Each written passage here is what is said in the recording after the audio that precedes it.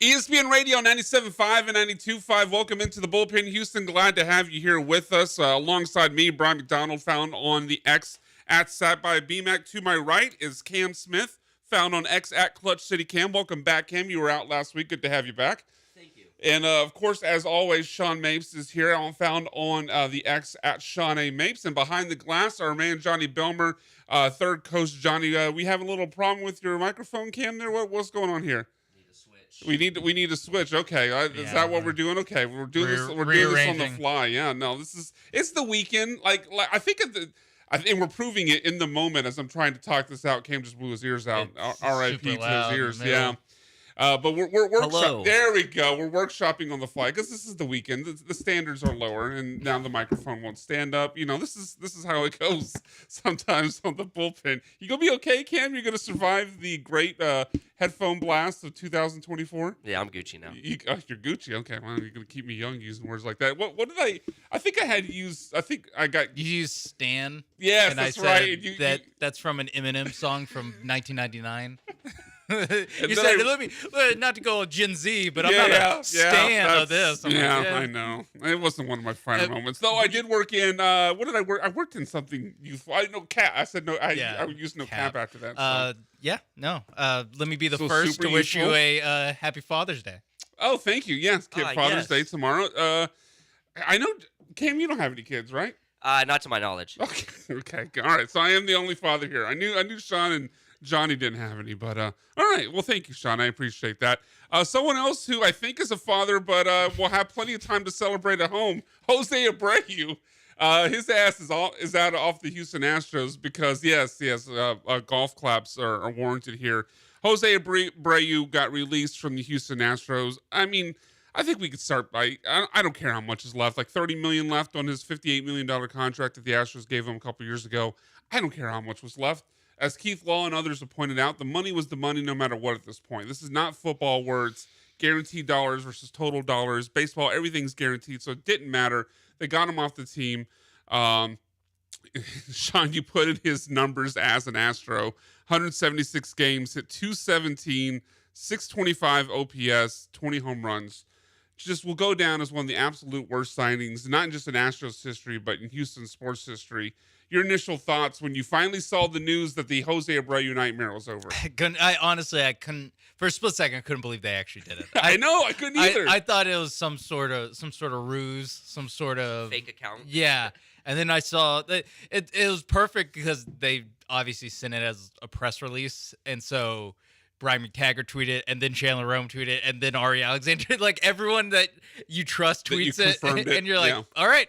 Mark Berman said it happened. It happened. Like, we were talking about it. I mean, we've talked about it a lot. Did it happen during your show? No, it happened. It happened Friday, right? Yeah, it happened during Galan George, but I was off. Okay. Their show on Friday, but yeah, I think. Probably the day before I said, what they should do is just cut Jose Abreu. I don't think they will because that's a lot of money and that's somewhat understandable. And then 24 hours later, they actually just do it. They do it. Jim Crane, he heard people talking, heard people chirping at him. Maybe members of the Luno family chirping at him. He said, "You know what? Get to that. I'm a changed man. No more Mr. Nice Jim Crane. This was Mr. Nice Jim Crane somehow." I can't tell you where this came from because I don't want to out anybody, but I heard like third hand that Jim Crane has actually been at this point for at least a few weeks, but he was letting Jeff Bagwell kind of talk him into, no, a little bit more time, a little bit more time, a little bit more time. So I'm glad that Jim Crane finally actually took, he's the freaking owner. I'm glad he actually took the role of owner back and overstepped Jeff Bagwell's desire to make this Jose Abreu thing work. I don't look. First base is still going to be an issue, I think, going forward. But I mean, Cam, it's got. I mean, nothing else. It's just got to feel good not to have to look at the lineup card and see Jose Abreu's name in it anymore. No, and what happens when you played Dubon last night at first base? He hit a home run. So it was like the greatest night of the season for me personally because I'm over Abreu. I was on board with him when they first signed him. I think everyone was. Yeah. I mean, I was. And shortly, the third year was.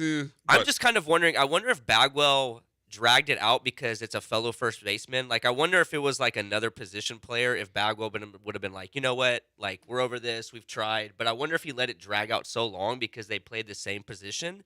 But yeah, I mean, I'm glad Abreu's gone. I feel like this team can kind of like put the right foot forward and move on. Obviously, they have to fill in the first base spot. But when Abreu was out this year, the Astros played their best ball. So that right there is a highlight in itself. Yeah, I mean, he was on, and just something Jeremy Brandon was talking about. He was on pace to set like the worst negative WAR number of all time, and not just set it, but it was like I think the all time WAR record as far as negative was like -4 something.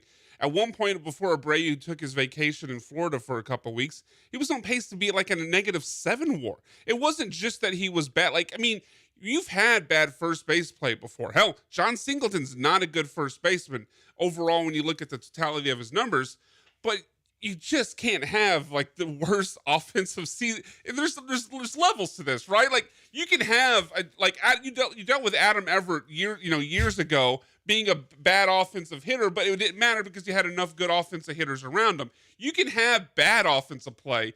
But I mean, even from Adam Everett to Jose Abreu, it's at a completely different level of suck. Don't put Adam Everett on him. Come on, that's NL 2005 NL champion Adam Everett. To Yeah, you, he had a great glove. He had a great glove. Great John. glove. I think Abreu's WAR was like -1.8 when they finally cut him. Yeah, so and he that's was, not even a full half season. That's only like what, a month and a half. He was 50 definitely on games? pace to be the worst player if you're comparing it to the WAR, like for sure. Like so. Now he can take that $30 million and go work on his swing.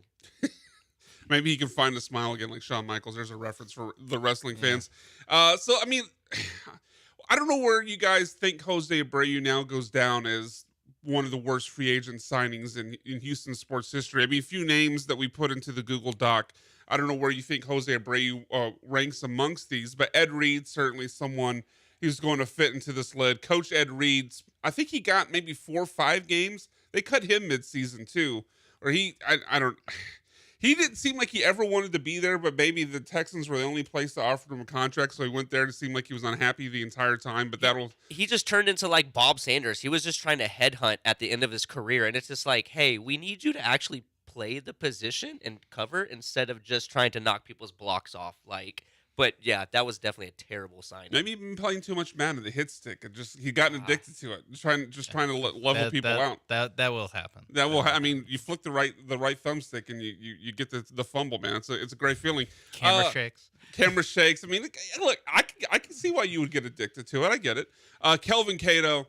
I mean, that was an awful signing. I know Joel's told the story, but they signed him, and not only did they sign him, I believe I have the time on this right. He has like this monster preseason game, and then they offer him a huge extension on top of just having him on the roster under the contract he signed for. So and Kelvin Cato, I was looking at it the other day. Was it a triple-double in the preseason? It was a monster game. He had a big game, but his averages for the Rockets were like 5 points, 4 rebounds. Was awful. He was just a guy. He was just a guy. But they offered him some. I'm sorry, 6 points. Oh, 6 rebounds. Yeah, I mean, let's be respectful here. In 5 seasons with the Rockets. God, yeah, I don't even. If you have the contract, tell me. But I'm not going to look it up because it's depressing. NBA money now. Right. You have to put yourself in the the time frame in the mindset of what was that 2001. Yeah, 2000. Yeah, so I mean, it's obviously the landscape of NBA contracts has completely changed, and by today's standards, it would look extremely mild. But at the time, it was a crazy deal for a guy like you said that averaged 6 and 6. Amon Green, someone I put in here, the Texans signed him off of Green Bay. What could go wrong signing an older running back? I mean, what has ever gone wrong by signing an aging running back? And he was absolutely awful. Didn't do anything for a bad Texans team. Kaz Matsui for the Astros. Not only was he not a good player, but he had one of the most unfortunate medical diagnoses that would be made public. I mean, I can't. You know what? That's actually a Mount Rushmore +1 idea. Unfortunate medical diagnosis is that you wouldn't want to be made public. Certainly, Kaz Matsui, what he got diagnosed with is up there. Please remind me. No, I'm not. I'm not going to. Oh, I'm not going. Yeah, you can just Google it. Can we say the first part of that? I don't know if we can. If you're being clinical, I think you can. If we're being clinical, okay. All right, screw it. It's Saturday. Wow. Okay, and you looked it up. You want to say it? Come on. You took off last week. This is on you. Yes. So in 2008, unfortunately, Houston Astros second baseman Kaz Matsui underwent surgery to repair an anal fissure. Johnny's just he's looking for the. Johnny, did you dump that? No, I was waiting by the dump button though, just in case. Right. I didn't know what to expect. It's a clinical term. How dare you? It is. It is. I mean, we're being mature over here, Johnny. You're the one that's got your mind to go. This is a clinical thing that Kaz Matsui went to the doctor for and got surgery for. I mean, I you know what? I give him credit for being strong and brave enough to come public and go forth with this. So I can see why he struggled. Yeah, no, that would be a problem if you're trying to hit the curveball while dealing with anal fissure. Yeah, yes. it makes sense why. Yeah, his. We're trying to field a ground ball, and you're having to drop low and. Okay, so next one, Woody Williams. Woody Williams, nothing immature to say about Woody Williams, but he was an awful pitcher. And again, kind of like Almon Green, who's a running back in his 30s when the Texans signed him. Woody Williams was damn near 40. Now, 40, obviously, it's a young man's age. I mean, I can attest to that. But still got your whole life ahead of him. Whole life in front of him. Yeah, exactly. No midlife crisis here. But Woody Williams was a bad pitcher on an Astros team that was going nowhere. This is, post 2005 World Series appearance. And they're just clinging on to the name. And there's a few other names. I was going to say, there's a lot of post 2005. And the next couple are some of those guys. Woody Williams, Ivan Rodriguez, Miguel Tejada. Tejada was, not only was Tejada bad, when you got him, he aged 2 years before he played a game. So it was, man. Hey, Woody Williams only gave up 35 home runs, okay? He kept it under 40. One season? Yes, in 180, in 188 innings, he gave up 35 home runs. Oh, my God. You got to be careful, though. He's from Houston, so he might be listening. Yeah, go Cougs. Go Cougs, as Jeremy would say. But 35 home runs in one season just. Would we throw Carlos Gomez into the mix? He wasn't. He was a trade. If I'm being technical, he was a trade. He was a trade. Yeah. Okay, yeah. You're right. He was he came along with Mike Fiers in the trade for they got Gomez and Mike Fiers and then giving away Josh Hader and some other pieces. Oh, that's right. Yeah. So one of the worst trades ever. But in free agent signings. It's a different conversation. Miguel Tejada hit 300 with the Astros. Did he really? Yeah. He had. I know he had one. Okay. Give me the rest of his line here, Sean. Did he actually have a good season here? He had he had 2 seasons. His last season he had 313 with an OPS of 795. Okay, that's not bad. Yeah. Okay. 1.5 WAR. That's crazy. He actually positive WAR. He made the All-Star game both seasons with us. Did he really? That might have been name ID. And you had to have one All-Star. That was from the era. Corniest rule in sports. The era, yeah. No, it's still okay. Right. I am sorry for besmirching the good name of Miguel Tejada. I feel like that really underscores how bad Jose Abreu has been. That the bad contracts in the past, you look at their numbers, you're like, they were just average players. Right, they're average bad. That's the kind of bring this full circle. circle. You brought up Adam Everett. Yeah. Adam Everett hit 250 with the Astros. Right. I remember because I'm a man of a certain age, I have to bring up Everett Osmus every time we talk about bad lineup construction. But I have to remember Everett Osmus. We're talking about bad being a guy that hit. I think Jose Abreu was damn near right at 100. I believe was his batting average. And we're talking about Adam Everett and Brad Osmus. They were hitting 240, 250. I'd kill for Jose. He'd still be on the team. Yes, exactly. If Jose Abreu was hitting Adam Everett levels, he'd still be on the team, and we wouldn't have crap to say about it. I would take Jose Abreu at Chris Carter's average if he was dropping 35. Well, yeah, Chris Carter's hitting 35, 40 home runs. Yeah. All right. That's enough of Jose Abreu. Brock Osweiler too. Oh yes. Okay, I didn't have him on the list, but that is. If it's not Jose Abreu, it has to be Brock Osweiler, right? Yeah. Because you had to trade away you had to attach a second-round pick, staple it to his head to get him sent to Cleveland. Ouch. You. I know it's kind of violent imagery. I don't know. I'm in the mood. He also plays the most important position in sports, in all of and sports, you completely blew it. And he never met Bill O'Brien before he was a Houston Texan. Well, at least they followed that up with selecting a quarterback that just went really well. Nothing possibly could go wrong with the quarterback they selected next. So Texans definitely made up for it. Oh, it doesn't matter. C.J. Stroud now. We're okay. Yeah, We're okay. I don't know why you brought up Tom Savage all of a sudden. That's ESPN Radio out of 97.5 and nowhere. 92. But Tom Savage doesn't have a residence at the Estonian. We know that. ESPN Radio 97.5 and 92.5. When we come back, we'll talk about last night's game and Hunter Brown dominating and kind of the trend and the upward trend that he's been on. ESPN Radio 97.5, 92.5.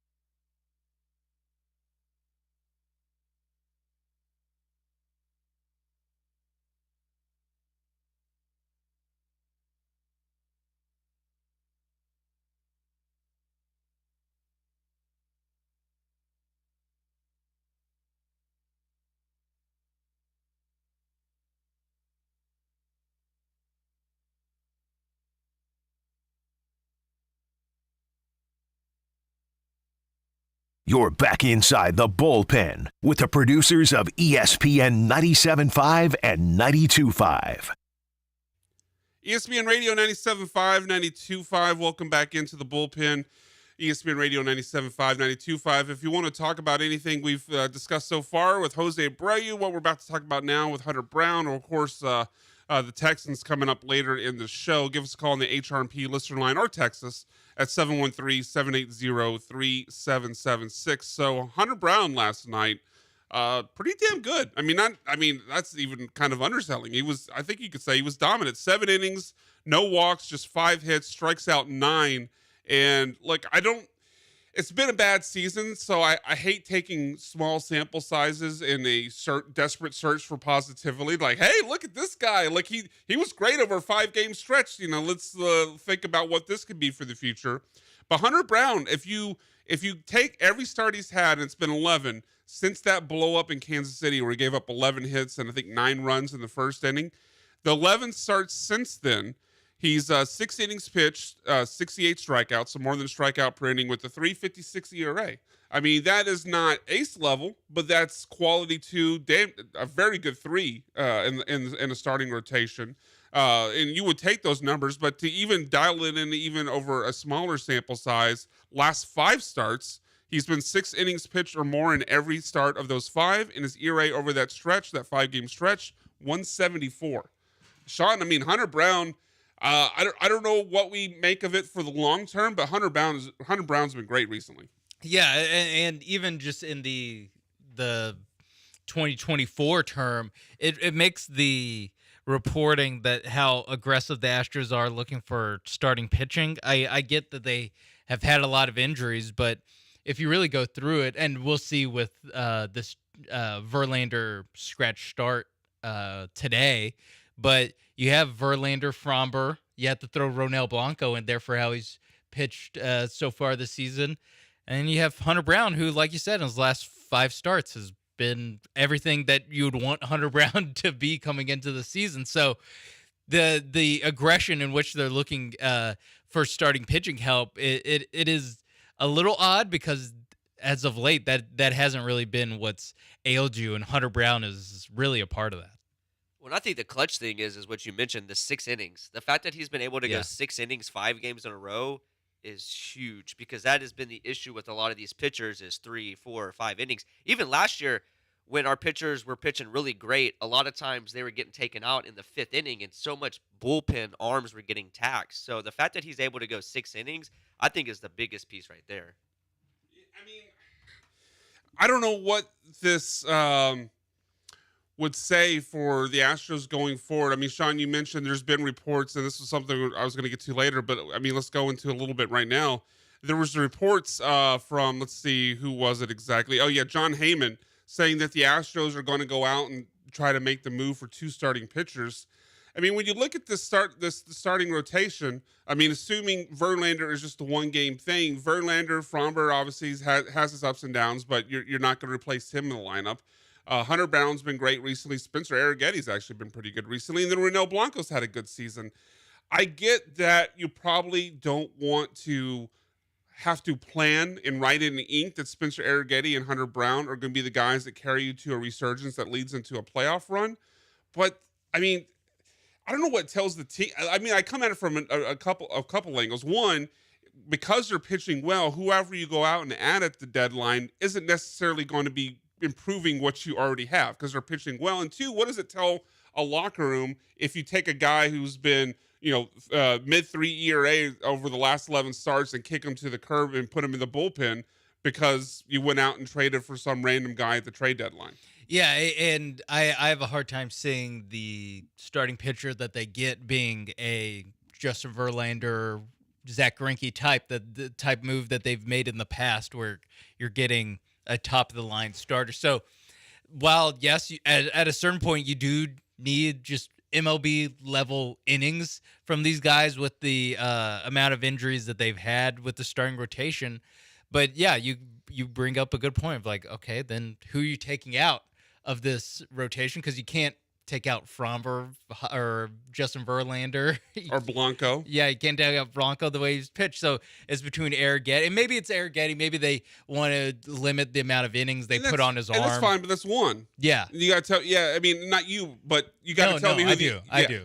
You got to tell me who the other guy. I mean, I have just as much sway as Dana Brown in the Astros front office. I can't argue with that. I really can't argue with that.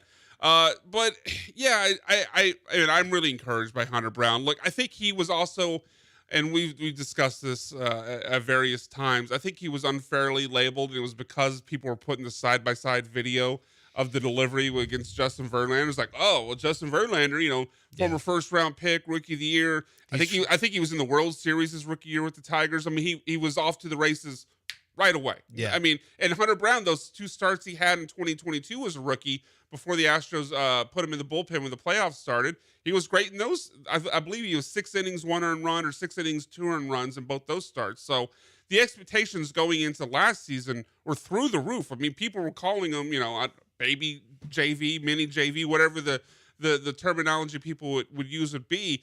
And I think it was just unfair to ever expect that from Hunter Brown. But Cam, I mean, there's nothing to say but positive things right now from the way Hunter Brown's pitched recently. No, he's pitched great. And yeah, to your point of comparing him to JV, that was the silliest thing I have ever heard, because not once before he took the mound with the Astros was he ever compared to JV. So it's just like, okay, because they have similar pitching styles, you're going to label this guy as the baby JV? Like, that is such an unfair comparison to put on this guy's shoulders. But yeah, the last couple of games, he has been clutch, and I think he's going to keep with it. I think as far as, like, if we bring in another pitcher, obviously I think Arrighetti is going to go first. Like, he's out of the rotation first, and then I think it's followed up by Brown. But the only thing is they don't have the pieces, like you said, Sean, to bring in somebody that's like a Verlander stature. So they're going to bring in, I think, like a mid-tier guy, and I think it's going to be like that third starter type of guy.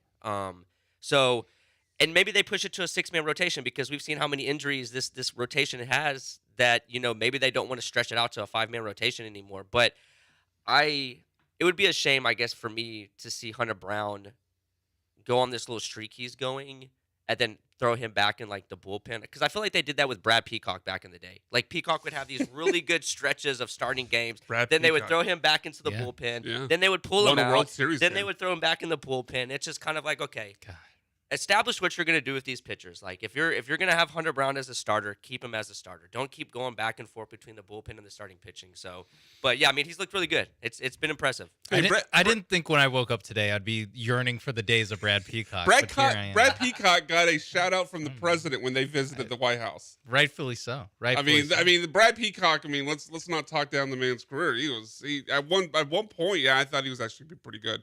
I was probably a little bit overzealous with my expectations of Brad Peacock, but yeah. So I can't. And we got some audio we're gonna have to get to next break or next segment with Jeremy Booth, his appearance on the Killer G's, and some talk going on right now both there and on the Twitter streets with Jeff Luhnow. But I don't look at this team's rotation and see starting pitching as the problem. Like I get the idea that you can never have enough starting pitching because, as you said, maybe they go 6-man rotation. Guys are going to get hurt. They will have another pitching injury. But, I mean, we haven't even, in this conversation, we didn't even mention the idea of possibly Luis Garcia and Lance McCullers Jr. coming back in the second half of the year. I don't see the names being available to the Astros at the trade deadline being better than a guy like Luis Garcia, a guy like Lance McCullers Jr. I'm not replacing Hunter Brown. I'm not replacing Blanco, Fromber, Verlander. The only name is Arrighetti, but still then, if you replace Arrighetti, you're talking about 6 pitchers, assuming LMJ and Luis Garcia come back. So I would rather them go and find a bat because, to me, the offense is much more of a limiting factor right now than the starting rotation. No, I agree. Maybe one of those, maybe either Garcia or McCullers when they come back could be more of a bullpen guy. And that helps a little bit, with especially if they need like a 2-inning bullpen guy, so, something like that. But yeah, like you were saying with the offense, they need a first baseman. As funny yes, they do. As funny as it is with the way we started the show, they're paying a first baseman $30 million for the next year and a half to not play first base, to not play for him. Guess what they need? They need a first baseman. So still need it. Yeah. I don't know who the logical targets are. I mean, I've seen Alonso, Vlad Jr. I think we could scratch those off. Like Paul Goldschmidt. As Cam Goldschmidt, I think they could get. Although he's another older first baseman that's not catching up with the fastball as much as he used to. So I would worry about. Love him. I mean, he can't hit worse than Jose Abreu. But Jeff Bagwell would love to see a first baseman not catching up to the fastball. That's his jam. But, like, I don't think they have the prospects, as Cam said, to get an Alonso, to get a Vlad Jr. So I don't think that's very realistic. I mean, I'm interested to hear what you guys, and maybe we carry this question over to the other side of the break, but some of the names that would be an option. I mean, as Cam mentioned, Dubon's played some at first base. I believe Yonder Diaz got a couple starts last year. Joey Loperfido played first base in college, has done a little bit of that in the minors. So who would be the first? I mean, obviously, then John Singleton would be in the mix as well. Which first baseman do you want to see to get the majority of the starts at first base for the Houston Astros over the second half of the season? What are their best options going into the next season? And then, of course, we're going to have to get into some of what Jeremy Booth said on the Killer G's about this Jeff Luhnow conversation that's popping up online. That when the bullpen returns, ESPN Radio 97.5 and 92.5.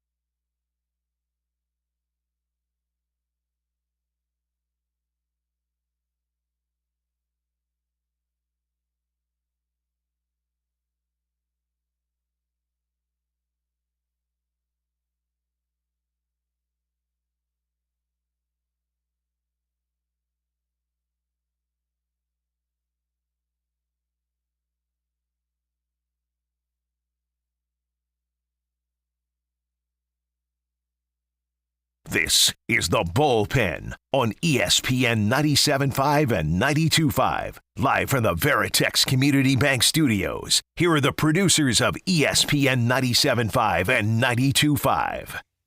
ESPN Radio 97.5 and 92.5. Welcome back into the Bullpen. Brian McDonald here, found on X at Sack by BMAC. Cam Smith on Twitter. I keep going back and forth between X and Twitter.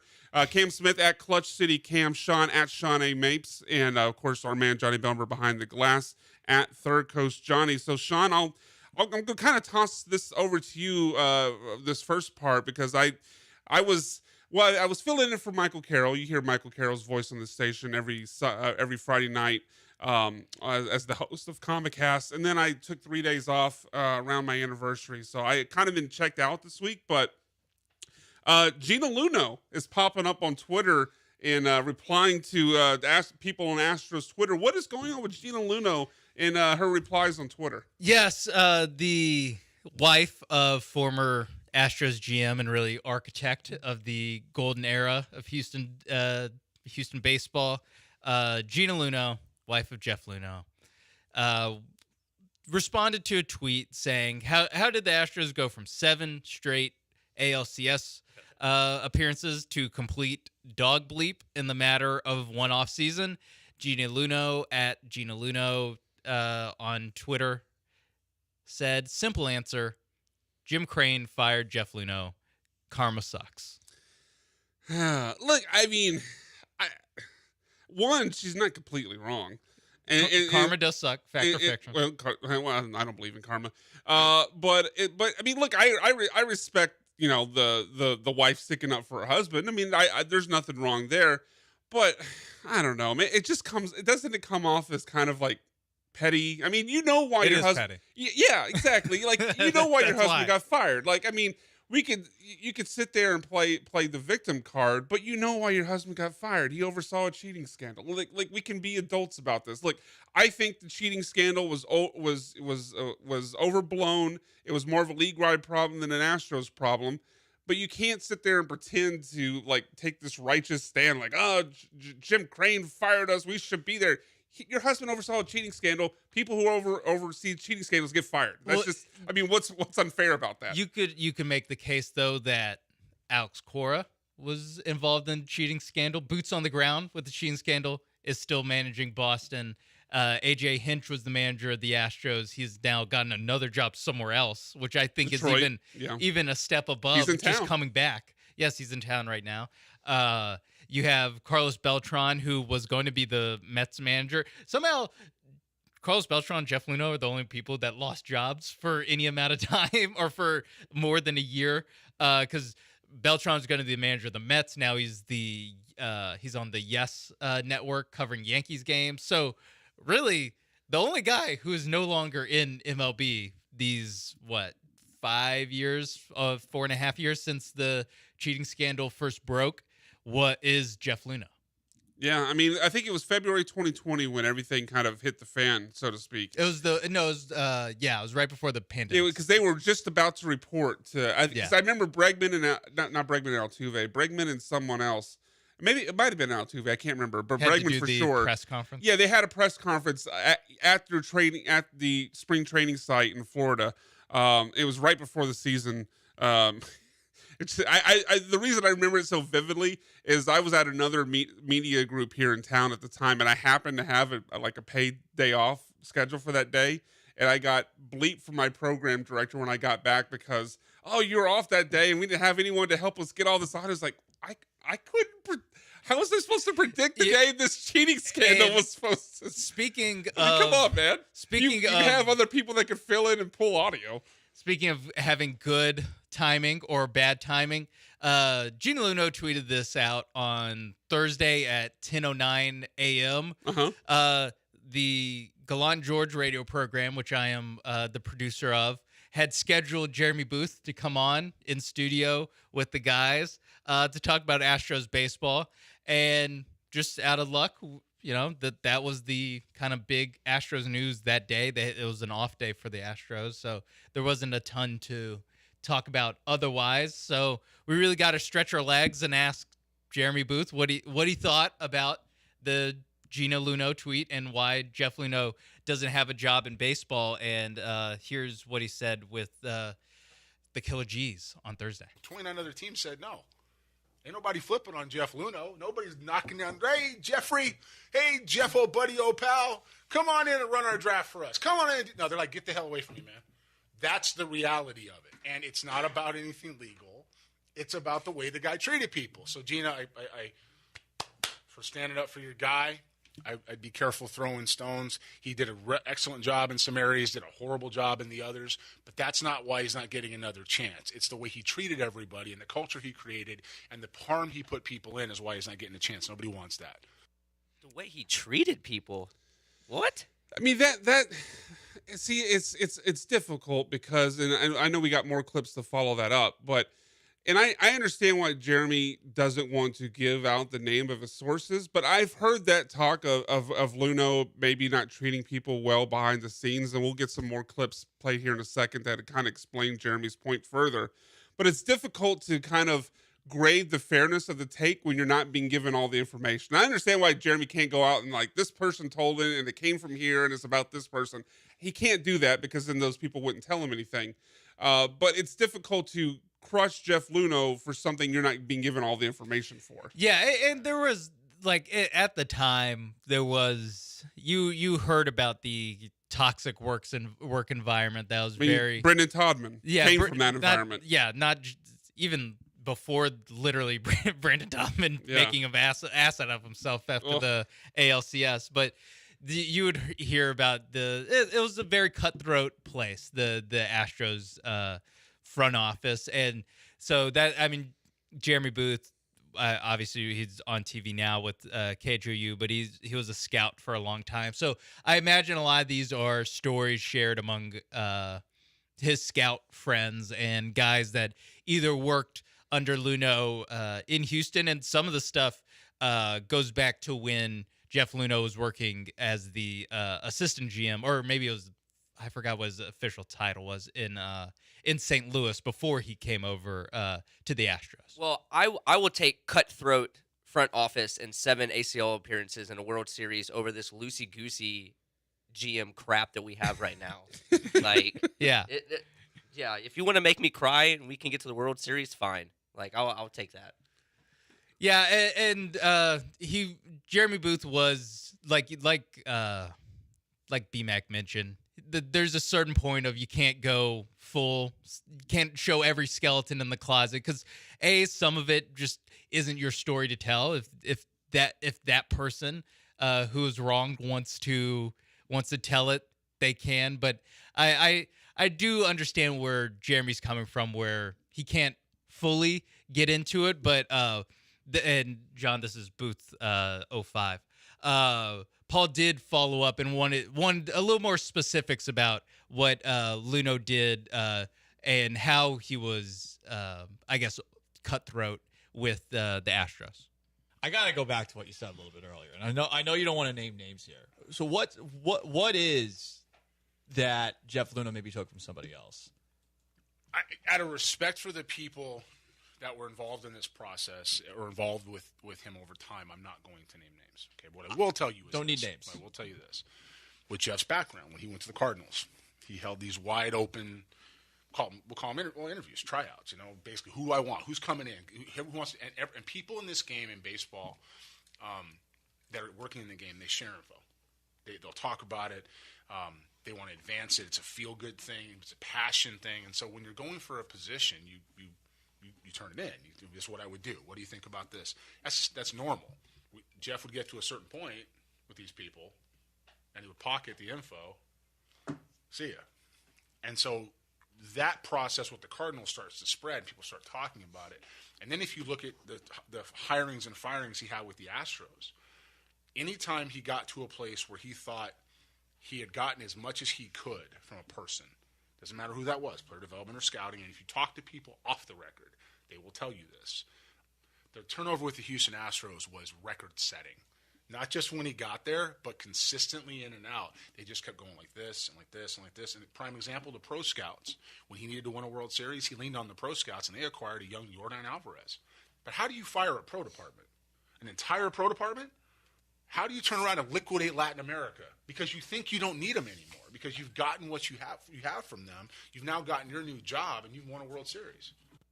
Yeah, and that kind of gives, I would say, like the more specific example. It does. Even the phrasing "liquidate Latin America" was a little problematic there, Jeremy. But I know what you're trying to Also, say. Latin especially American since he's scouting. running a soccer team now, like you want to liquidate them, yeah, it gives a little bit more insight into, because again, like we started this, and I do think there's some fairness to it. And honestly, this was my belief before Jeremy walked into the studio on Thursday, was that there was some level of unfairness with how, like I said, everyone is involved in this cheating scandal is still in baseball in some way, some shape or fashion, except for Jeff Luhnow. Why hasn't any team been like, you know what? You know what's cool? Winning baseball games. Let's hire him and just take the PR hit and go along for the ride. But if his name is mud in baseball circles, as far as how he works with people and how he treats people, that along with the PR hit that you would get by hiring Jeff Luhnow, that makes a little bit more sense as to why he's no longer in MLB. I mean, what's something we know about sports, guys? We're basically willing to forgive anything in the name of winning.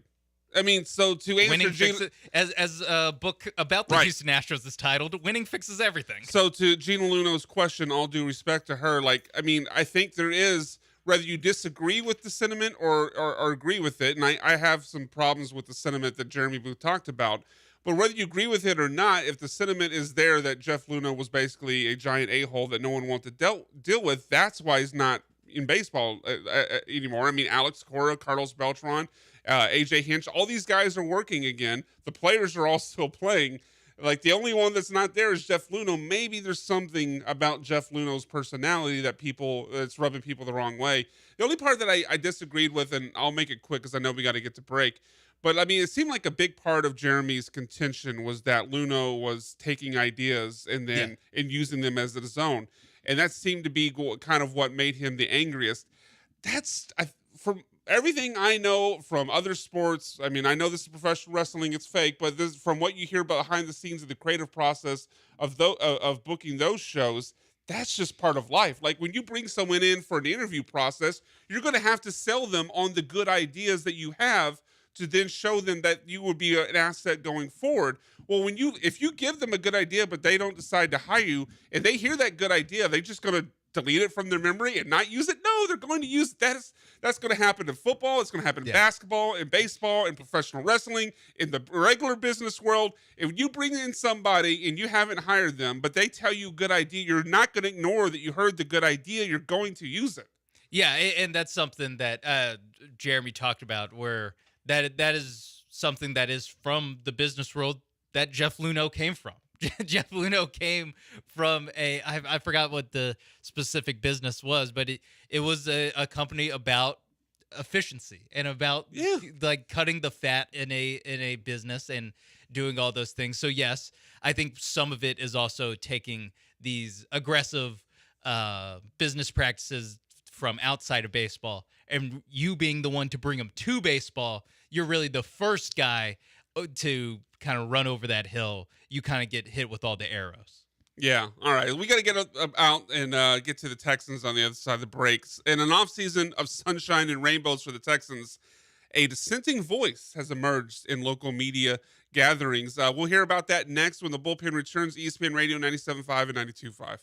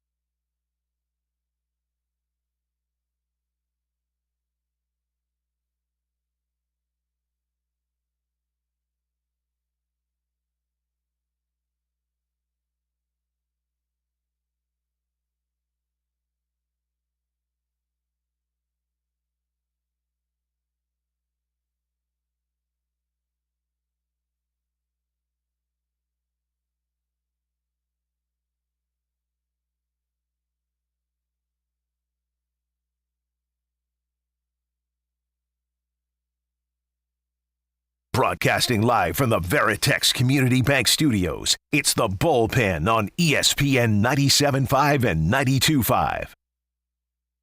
ESPN Radio 97.5, 92.5 as we air the dirty laundry in the break. None of that's going to make it to air, but that's okay.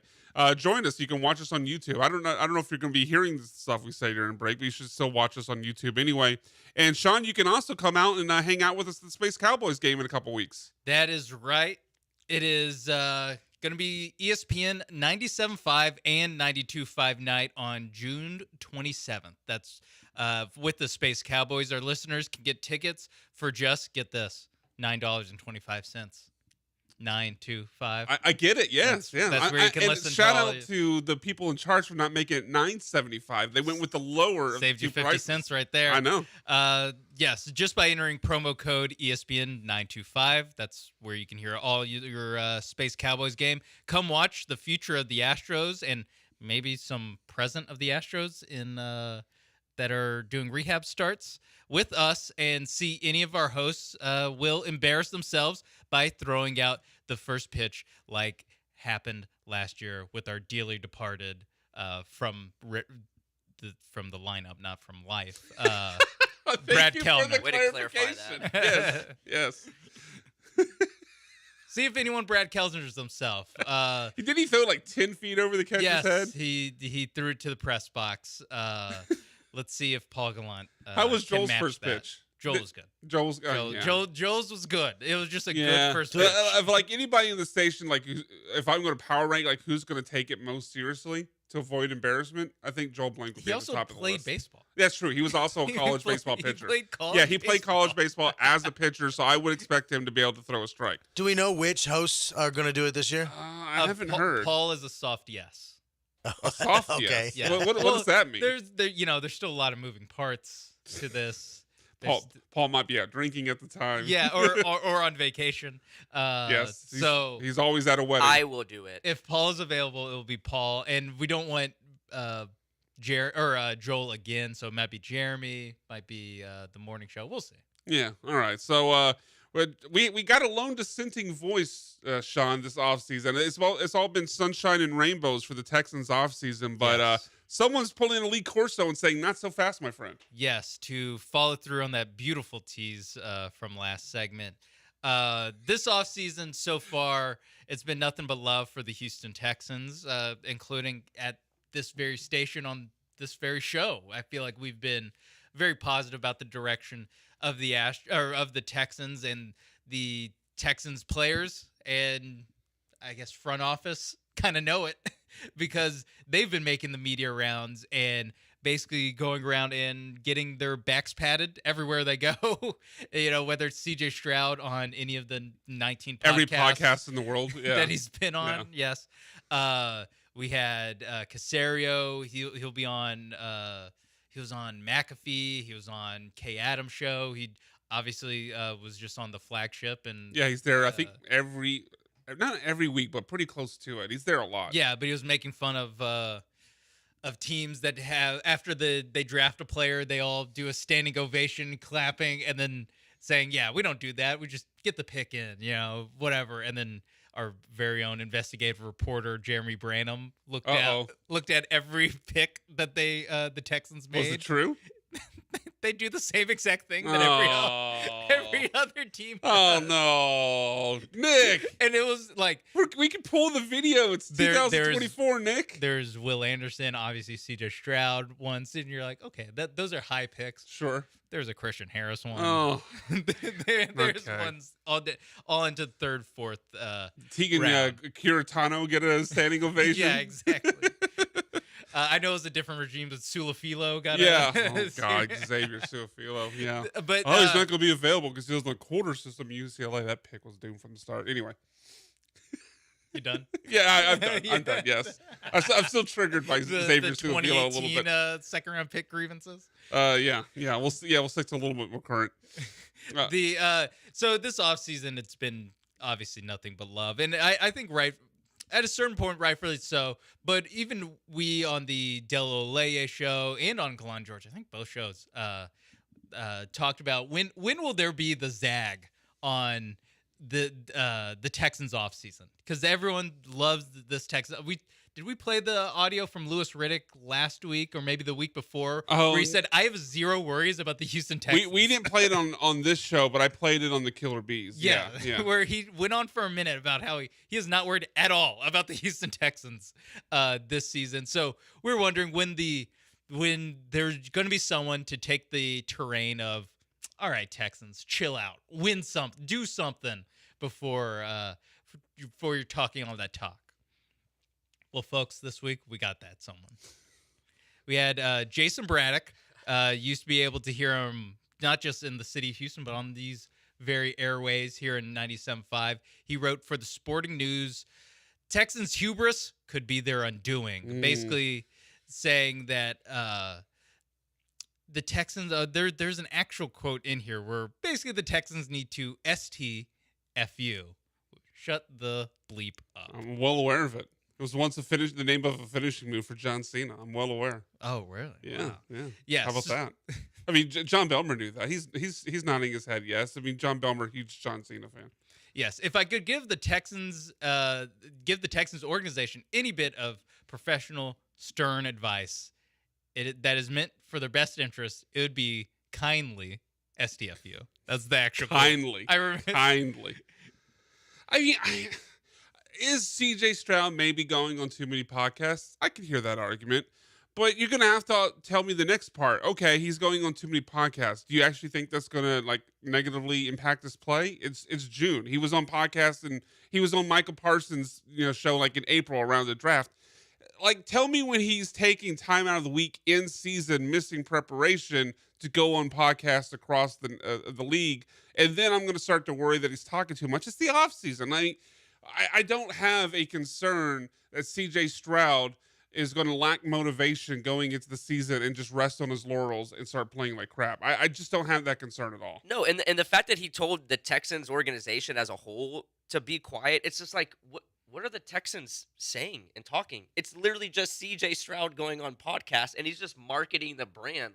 I don't see any issues with what the Texans are doing, and that's not even my favorite team. So it's just kind of why is he so sour about this? I think some people usually, and I respect it, but I think people just find value sometimes when everyone, as Sean said earlier, when everyone's zigging, there's got to be someone that zags and tries to make $1 off it because they're getting the exposure and the people talking about them because they're giving the dissenting voice.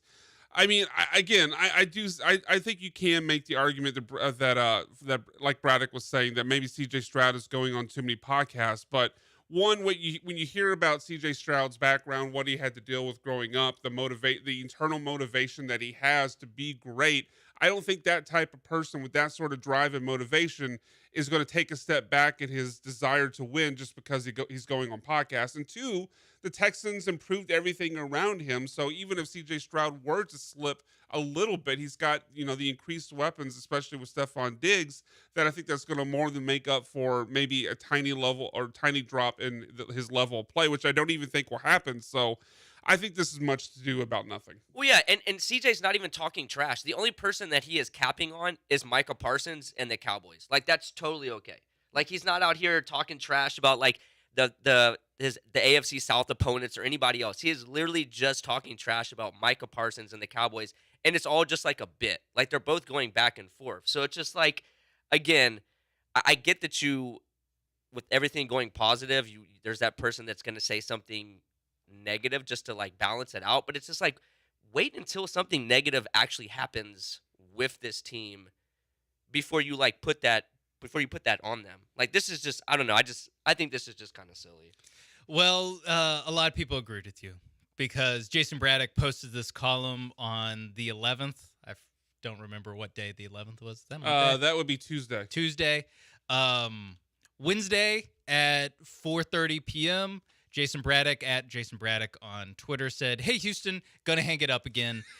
Thought I'd come back, give it one last shot. The game has passed me by. No worries. Da-da-da-da-da." So Jason Braddock is out of the content game. At He least bowed for out that now, quickly? One day? This post. Wow. One day, huh? Yes, one day after. I don't know what to say to that, but I mean, one day of negative comments. If if your heart wasn't in it, and I've worked with Jason before. I like Jason as off the mic. He's a nice guy. But if your heart was so not in it to where you couldn't take one day of Twitter of replies on Twitter from guy with super long Twitter handles, guys you've never heard of, people that don't even follow you, then you probably shouldn't have been posting the article anyway. Texans fans 6'9". Yeah, exactly. Yeah, exactly. Yeah, like if you can't if you can't take the heat from that, then yeah, it probably was best to go ahead and get out, but you probably shouldn't have been in it to begin with. Because it almost sounds like he did what he's like almost accusing the Texans of doing. Like it sounded like he was accusing the Texans of being like loud out there trying to get clicks, and then he posts something to oppose that to get clicks, and now he's like, whoa, maybe I shouldn't have done this. And to your point, every time that I ran into Jason Braddock when he was at the station, he was a great guy, so I have nothing personally against him. I just think that this was just a really silly thing to say. Yeah, I just wonder when did Texans fans become Astros fans? Ooh, on Twitter. Okay, okay. Astros Twitter arm emoji. Yeah, Texans Twitter. I think for running people off of their jobs. Wow, that's a good question. See, I think obviously, 2020 and everything that's happened since then from Dodgers and Yankees fans is really what motivated the Astros Twitter machine to basically attack anyone who says a negative word. The Texans really haven't had that moment. But I'd be interested to see how many comments did it actually take to drive Braddock off his point. I wonder if it did get to Astros Twitter levels, but God, I hope not, because Astros Twitter is insufferable sometimes. Okay, that is at Clutch City Cam. Those are the thoughts and comments of at Clutch City Cam. Those are not the thoughts and comments of at Sean A. Mapes or at Sat by BMAC or at Third Coach Johnny. That belongs to only at Clutch City Cam. Texans Twitter's coming up too. All right, that is the thoughts and opinion of at Sean A. Mapes. Does not reflect at Sat by BMAC. All right, more Texans on the other side of the break, including playoff odds being put out by Pro Football Focus that has the Texans, I think, a bit too low. We're going to discuss that when we get back on the Bullpen, ESPN Radio 97.5 and 92.5.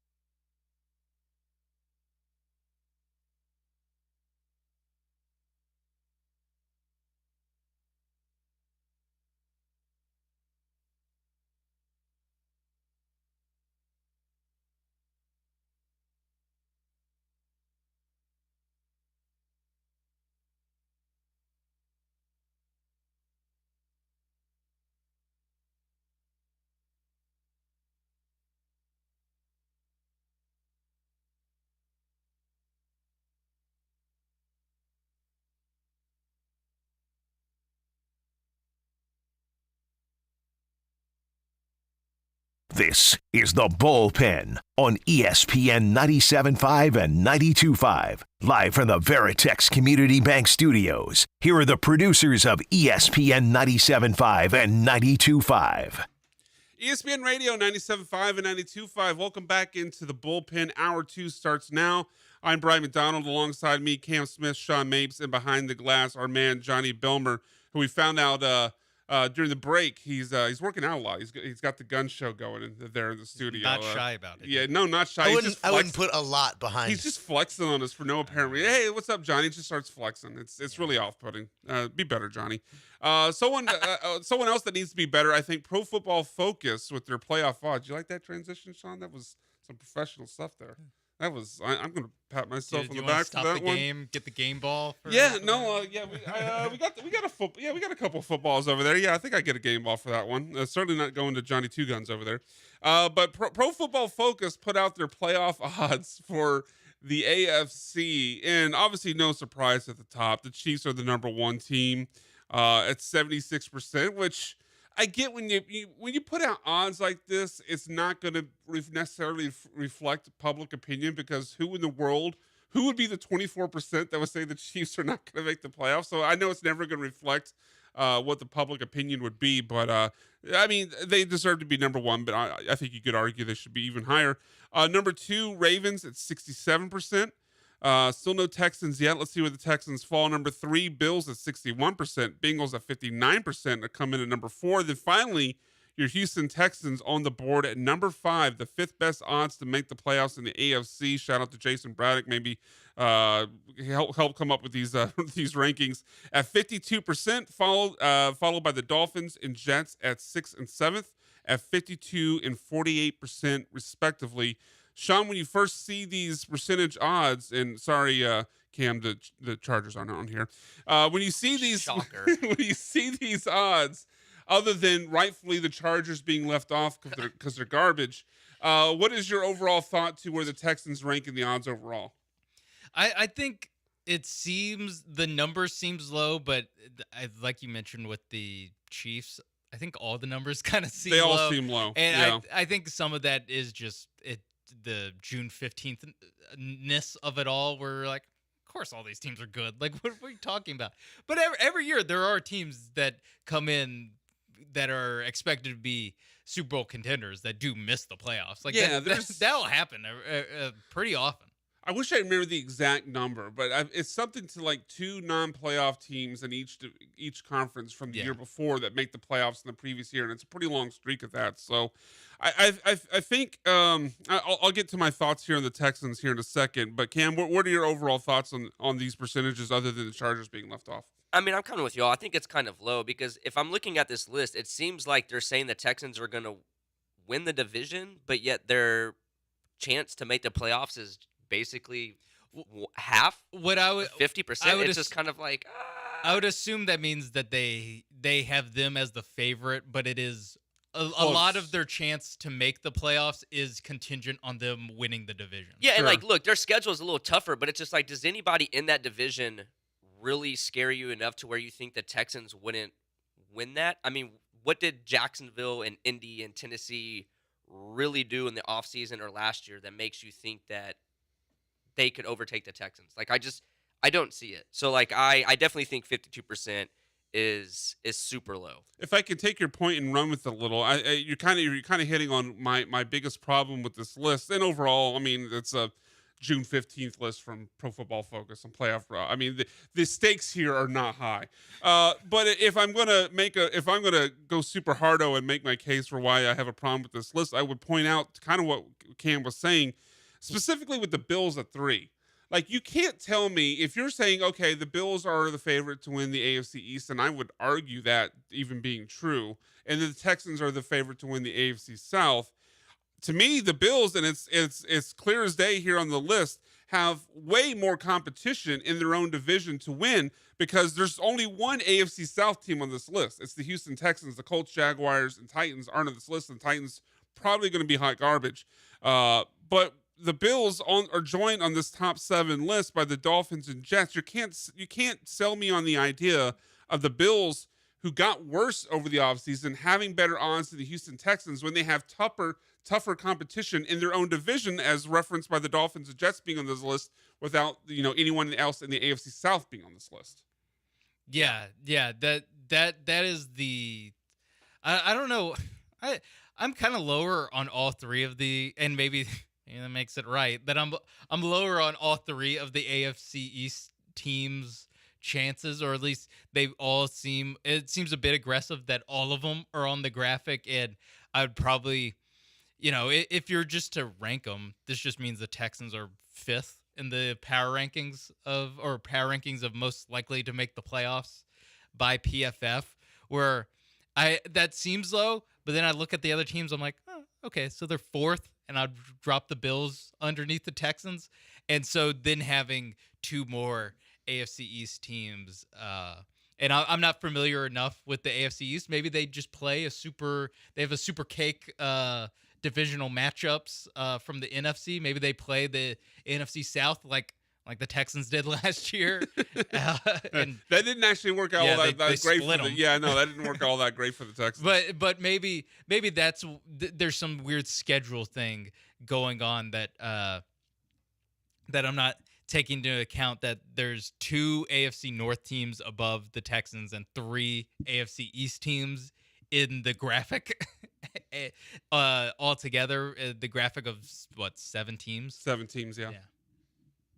I just and the Jets, like, are people really that high on the Jets because Aaron Rodgers is coming back? Yes, Like, the answer is yes. That just Yeah, look, I'm not one to point to East Coast bias, but you also have to remember that a lot of these lists that are going to be coming out from the media are people that happen to follow along the same lines of a Rich Eisen or a Mike Greenberg, who take their Jets fandom and put it out in media every day. So yeah, I do think there is some New York bias in this, and I do think because of Aaron Rodgers, even though Aaron Rodgers can't even show up to minicamp, I do think there is some New York Jets bias in this that's kind of baked into it. I can't look past the idea of the Texans are the only AFC South team on this list, but yet they have a rougher go to get into the playoffs than a team who got worse over the offseason has 2 other teams in the division also on the list. Couple minutes left here in this segment before we get into the big question of this week, which Sean will have for us this week. This will be new for Cam, but Cam hasn't had the opportunity to participate in the big question of the week, but we will get to that next segment. Of course, at 1:30, we will have Mount Rushmore +1, but let's finish off this segment here in the last couple minutes with the news and kind of the follow-up for the Houston Texans, to localize it, if you will. Trevor Lawrence gets paid 5 years, $275 million. I think everyone's reaction was, he ain't worth that. So let's get past that, because I think we all agree Trevor Lawrence hasn't done anything to prove he's worth that money. But that's not really what getting huge contracts is about. When you're a quarterback, you don't really have to prove it all that much to get paid. What would be your ballpark estimate, Cam, for what C.J. Stroud is going to get when his contract comes due in a couple of years? Just ballpark it. Don't think too much. For gut instinct, what is it? $350 million. Oh, you're way too light. Okay, Sean, do better. I was gonna say $75 million a year. Yeah, see, I'm starting at, so I mean, Trevor Lawrence got, what was it? If you take into account that it's gonna be Cam is starstruck by that, but taking into account it's gonna be 2 years from now at least. Cam, he's gonna get $500 million. He's gonna get $500 million, Cam. I hope you're ready right. for that. 350, I guess, was. I mean, kind of right now low. the record holder for largest overall value is Patrick Mahomes with $450 million. But that contract was signed like 2 years ago, 3 years ago. Yeah, and that was what, a 10-year deal. Yeah, something like that. And now we're gonna look even 2 years into the future, where contracts just go up and up and up and up, and the salary cap goes up and up and up and up. And then not to mention that C.J. Stroud's better than Trevor Yeah, Lawrence. he's better than Trevor Lawrence. At a certain point, you have to take that into account too. That he's a way better player. I mean, I did the math earlier. I definitely think he gets north of 60 per year. I don't know if it has to get. I don't think he necessarily gets up to the 75 that you predicted, Sean. And you said ballpark, and I know. Be aggressive. Yeah, in ballpark, I think we're meeting in the middle, somewhere between 60 and 75 here. All right. But he's getting $500 million. Also, I would bet a large sum on that. He is getting $500 million. Also, you have to take into account C.J. Stroud's agent. David Mulligetta. He's not going to take a hometown discount. No especially team with friendly this team deals. and what in the past goings on he's had with this team. Yeah, no, there will sir. not be a hometown discount from David Mulligetta.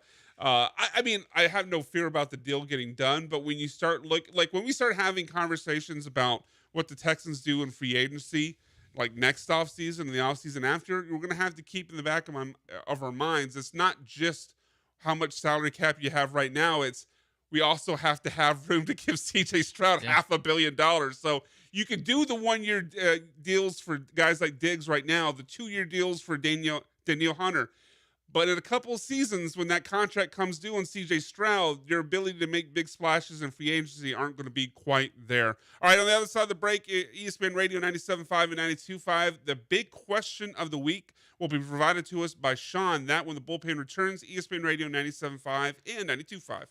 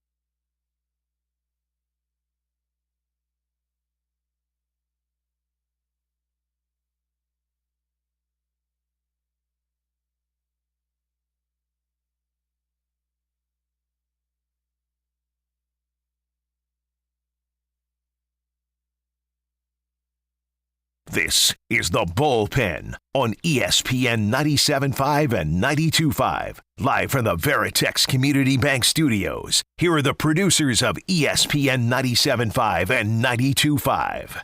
ESPN Radio 97.5 and 92.5. Welcome back to The Bullpen. Brian McDonald, Cam Smith, Sean Mapes, and John Belmer here with you. 3 more segments to go. If you have any thoughts of what we talked about with the Texans, the Astros, if you want to join in the conversation with our big question or give your own Mount Rushmore +1, give us a call on the HRP listener line at 713-780-3776, which apparently a young fan of the show, Johnny Belmer, told us in the break, called in, was very mad about us trashing the Chargers. I don't know if Cam Smith is texting people during segments to come in and defend his Chargers, but apparently we got some heat from Chargers Nation. Cam, you responsible for this? I don't know, but if he's my son, I am proud. Well, if you have a son, that will first off be a surprise, but 2, you'd be proud that he was defending the Chargers. All right, our big question of the week, we debuted this last week, just random questions for us to kick around and debate. Doesn't have to be on sports, just it could be about life, about anything and nothing at once.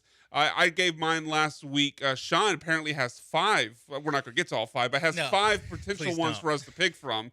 I thought of just coming up with as many as I could in one sitting. Yes, so you never have to do it again. That's right. I see through it. Or I see through that. Or if one of them stinks, then we can just move on to Move another. on to the next one. All right. So I think what we can do here is I'll pick a number. Yeah, we'll do that one, and then my big question is pick a number. And then Cam can do that as well.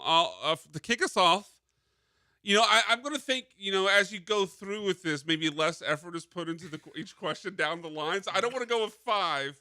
No, that's not true though. Okay, all right, okay. I'll go with 2. Number 2. What was number 2? If you could trade places with anyone for a day, who would it be? Ooh, okay. Anyone okay. on Earth. Anyone on Earth. Okay. You can do anyone in sports if you'd like. I think I would go. Now, is this at any moment in your life, or is like current? Like it has to be like tomorrow. Right now. Okay, right now. I can I make don't think this it happen. changes my answer a whole lot, but I think I would go with The Rock. I think The a good Rock one. lives a pretty damn good life. Obviously, he's Really good one. rich. He's ripped. He's in movies. He's wrestling. Everyone loves The Rock. Hell, he might even run for president. We don't know what's going on with The Rock, but his life is entertaining. I think I would go with The Rock. All right. Matthew McConaughey. Oh, okay. I was wondering where that was going. Oh, yeah. Okay. You didn't say it with much. You got to try that again. Try it with the Southern accent. Come on. All right. Well, all right. A little better. Better. Matthew better. McConaughey. Better. I mean, Warmer, McConaughey. You're getting there. Yeah, that dude is. That's Minister of Culture, Matthew McConaughey, Yes. sir. The MOC. He's pretty chill, and he has an amazingly beautiful wife and his own little tequila company, and also he clearly has millions of dollars. And he's from. He's on the sidelines. I don't, of every I don't Longhorns think that game. anyone here is going to pick someone who doesn't have millions Yeah, of dollars. I think that's the minimum. That'd be crazy. We're not picking anyone who makes less than us. I guess Belmer still hasn't given his, but I'm gonna guess that person that Belmer chooses is also a million. It's also going to have a few dollars in the bank. Yes. Yeah, you're correct. But I want to go less for the money and more of the feeling. I'm going to take Jason Tatum, but I would rather be on the day that the next game is because he's going to win. Right after the buzzer sounds. I want to know what it's like to win a championship. Yeah. Yeah, that's pretty good. You have to have his kid though too for that day. Yeah. You could have just picked anyone. It's just for a day. It's fine. You Okay. could pick Porzingis. That's true. I could have picked any not gonna Celtic. play. Any Yeah, Celtic. you just get courtside seats. He's got see, he gets a ring. He says the courtside doesn't have to do anything. Actually, actually not bad. Actually, now I'm thinking, yeah, So what's your shot? maybe I want to be Sam Hauser. Sam Hauser plays too much. Not Peyton Pritchett. Peyton Pritchard. No, I would go with the dream, like we said, being a millionaire, not having to work very much. The dream, like Hakeem Olajuwon. No. No, he's the dream. He's taking the dream. The dream of is not doing anything because he's is rich. working, Ah. not working, making a lot of money. Jose Abreu. Oh. Nicely done. Nicely done. I mean, he's got all the time in the world right now. Think about how good it feels when you have a little bit of extra money in your pocket. Yeah. Think about how good it feels when you don't have to work anymore. Or Bobby Yeah. Bonilla, who's Or- still collecting $2 million a Yes. year, and he hasn't Yeah. played That's baseball in good. 20 yeah, Bobby years. Bonilla gets that $1 million check every July. Oh, we're coming up on Bobby Bonilla Day, Yes. July 1st. Yes, but there's also a certain feeling that you get after. I guess the closest feeling is either your first day of a long vacation, or maybe the day after your last final in school, final exam in It's been school, so long, I don't remember. where it's just the first day of summer. You have nothing to do, and now imagine you're getting $30 million too. Yeah. And It's like the line from Friday. You're just out. You're done. Yeah. Here's yeah. $30 million. Abreu doesn't have Enjoy to do your summer. anything else for the rest of his life if he doesn't want to. Yes. All right, Cam, you want to pick the next number? I picked number 2. 1 to 5. 3. 3. If you could eat one meal for the rest of your life, what would it be? Oh, I feel like Cam the foodie's got to go first here. Oh, actually, he might not. He might need time. He might he's contemplating. need time for it. Look, we've done I don't know like 5-6 shows with Cam. I don't think I've ever seen him in more deep thought than he is right now. Like He's- I is- love food. He's Yeah. really letting the question marinate. Oh, so That was one well meal. played. What a hole in one, sir. So this is the whole meal, or this is just like a single food item? I didn't. I don't remember if you- I said food. You said food. Okay. Oh no, I said meal. But you said meal. Okay. Am don't, I on don't go death row? crazy. Don't no, go I'm not crazy. gonna go crazy. I'm not gonna go crazy. Combo, Hey, maybe. John, you have one that came to you right away because I'm struggling too. It's a struggle because I don't think anybody wants to eat the same meal for No. the rest of their life. But No. I think if I have to choose, I'm gonna go old school meat and potatoes, something like meatloaf and like maybe some mashed potatoes and a vegetable, You're gonna something go like meatloaf? that. Man, Yeah, I mean, I don't know what I'd want to Not eat. for steak. the rest in the of my- world, John? I'm not a You're steak guy. taking Not a steak guy. I'm not going to charge you for this. No, I know. Is this? Wow. I'm gonna go in the route of I'm on death row. Okay. And this is my Yeah. last That- meal. If that makes it easier for you to. Because that way I can just have a smorgasbord of random stuff. No, you can't go crazy here. Like you can't pick Yeah. 8. You can't pick 10, like 5 20 different items. meals and then Yeah. call it one meal. It's got to be like a regular A size dish. meal. Yeah, a dish. Maybe God. some A- sides. A couple sides. Here, and I'll, a gi- I'll dessert. give you. I'll give you 1 entree, 2 sides, and a dessert. There How you about go. that? Drink if it matters. Okay. Oh, this is really difficult. This might have been the most difficult question ever posed You to need me to go? before in my You need me to life. go? Please go. Okay, I'll go. I'll go. I'll go with a chicken fried steak with the cream gravy, Ooh. mac and cheese, biscuits, and then my dessert. I would probably go banana pudding. That would be my meal. That would be my That's- death row meal too. I think that would also be my dessert. Too. Yeah.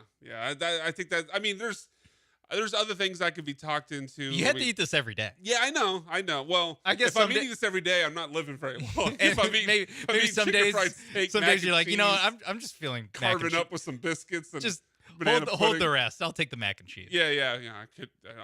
That's part of my Father's Day meal tomorrow. I love mac and cheese, but yeah. Wait. What's the Father's Day meal? Before we go too far. a New York strip steak, mac and Okay. cheese, and some ice cream. No meatloaf. No meat. Johnny meatloaf. Johnny Why am I meatloaf. catching strays on meatloaf? It's okay. It's but okay. The one, Oh, the one come on. meal. I'd The rather one? have meatloaf over steak. I'm not a steak guy. Okay. I'm sorry. What? What did He you just say? said he'd take meatloaf over like Yeah, I like a did. nice steak. He didn't say nice steak. You know, I actually, didn't who say has a nice really steak. good meatloaf? St. And Arnold's. I'm not saying this because of the place, but Twin Peaks has an exceptional. Okay. That was not where I All thought you were Perv going with Cam that. Over here. No. I will go in there blindfolded, and I will still order that thing.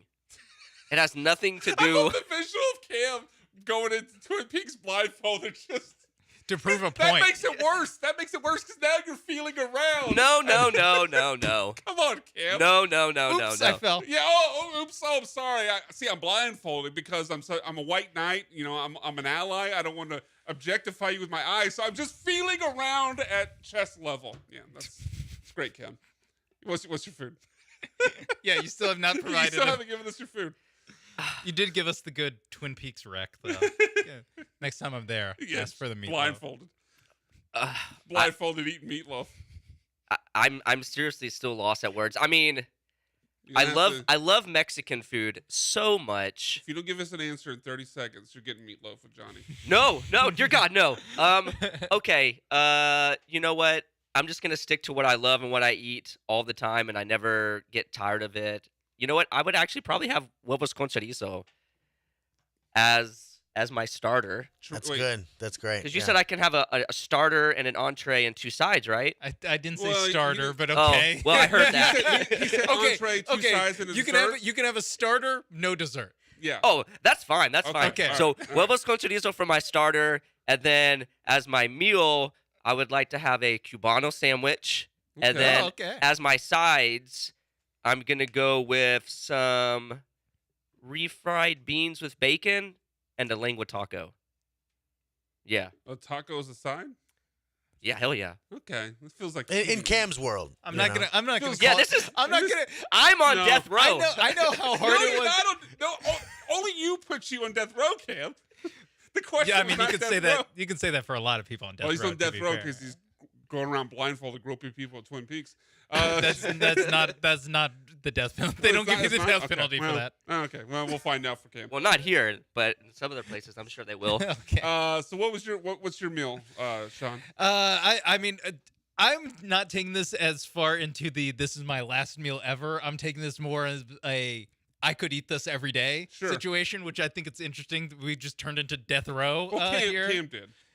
Yeah, I guess That's mostly a Cam, Cam thing. Cam put us on death row. Death row's on Cam's mind recently. I don't know what's going on in his life, but his death row's on the mind. All right. I was thinking chicken wings, and I was thinking Ooh, what flavor?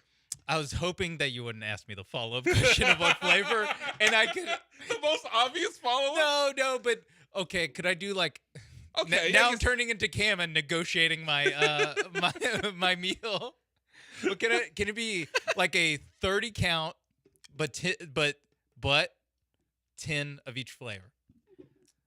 Okay. You but have to have you're gonna multiple if you're- flavors. If you're getting a 30 count, though, you have to give away the sides. Yeah, that's fine. Okay, all right. That's So fine. what are your three I flavors? can, I can trade. Wait, the chicken side- wings All right. or chicken tenders? Wings. Wings. And you only want 3 flavors?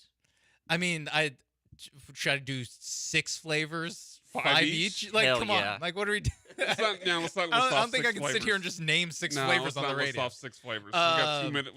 Well, we're actually over the. I'll do a lemon pepper. I'll do Good. a buffalo hot. Actually, no, mango habanero instead. Respect. I don't know, man. The third one's tough because that's where I like to like really rotate and bounce off the handlebars a little bit with that. Do I want another dry rub? Oh man, this is tough. If Maybe you had I to just go do today. 2 and 15 each. I think I'll just do those 2 and 15 each. Ranch or blue cheese? I'll ask for both. Can I Oh. get both? I'm I'd having rather no have sides. Ranch. Yeah, It's I- ranch. I'd prefer ranch, but I would like both. I'm having it every day. I think some days I would want to, I'm having this for the next 60 years. Let me get some blue cheese. Yeah, you can have On it. Sean. some days I would want blue cheese. It's the rest of my life. You got I it. don't think I can have. I'm already doing 2 flavors. All right, that'll do it for the big question. We'll have another one next week. I guess that'll be Cam's turn. Cam, you going to come up with a couple big questions for us? And Yes. I don't know if it's going to be all food related or not food related because Cam doesn't want to hear our terrible takes on food because it offends him so much when Johnny says things like meatloaf. Cam was taken aback. I literally saw like the brain like hold on. I know he didn't just say meatloaf. Like he was trying to process and keep back the anger of Johnny Belmer saying meatloaf as his only meal. Anyway, on the other side of the break, our award-winning segment, Mount Rushmore Plus One, ESPN Radio 97.5 and 92.5.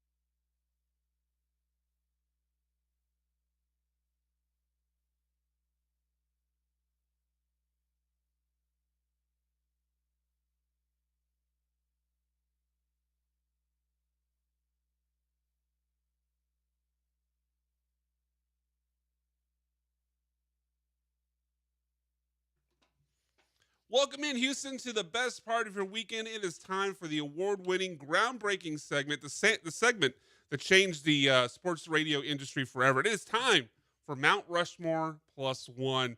Anyone in particular want to lead off today, gentlemen? I know, obviously, main event makes. I have a main event topic. I mean, too. main event makes. Very goes- rarely do I call my shot. This one's a main okay. event topic. So we got okay. Well, let's just go down the line here. I'll go ahead and lead us off, and then we'll go Cam, and then we'll get to Sean here. Main event Mapes.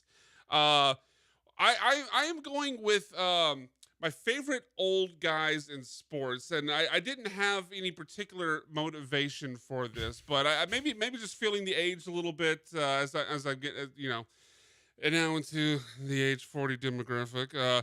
But my favorite old guys in sports.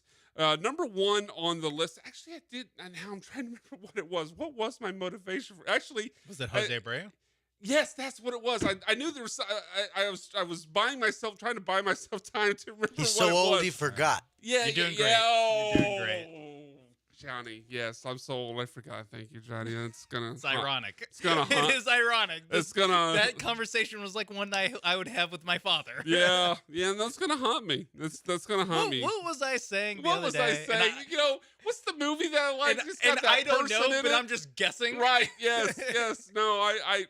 I just looked down my list and I saw favorite old guys in sports. Like, oh crap! What was my motivation for this? It was 100% Jose Abreu getting released, but these were actually old guys that could play that I enjoyed watching. So, damn it! All right, number one on the list, Nolan Ryan. I mean, guy was throwing no hitters in his 40s. He's fighting Robin Ventura, punching him in the face on the mound. So Nolan Ryan definitely got to be on my list of favorite old guys who are still getting it done.